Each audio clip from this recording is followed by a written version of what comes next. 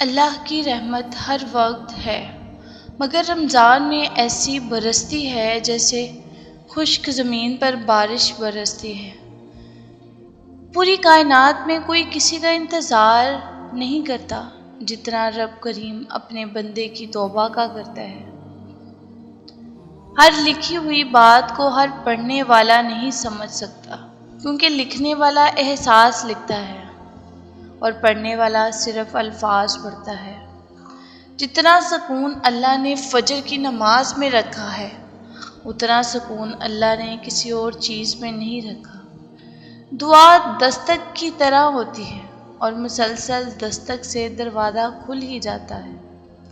جن دعاؤں کی ابتدا تہجد سے ہو، ان کی تعبیر بے مثال ہوتی ہے۔ ہمارا رب اتنا مہربان ہے کہ جانوروں کو پانی پلانے پر بھی جنت عطا کر دیتا ہے۔ ہر انسان میں خوبی اور خامی دونوں موجود ہوتی ہے۔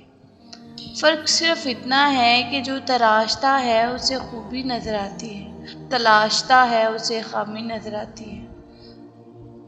غرور تمام برائیوں کی جڑ ہے۔ ایک مغرور انسان زبردستی اپنی تعریف کروا کر خوشی محسوس کرتا ہے۔ اس شخص سے دور رہنا جو اونچے لہجے میں بات کرتا ہو۔ اپنے دکھ لوگوں کے سامنے مت بیان کرنا۔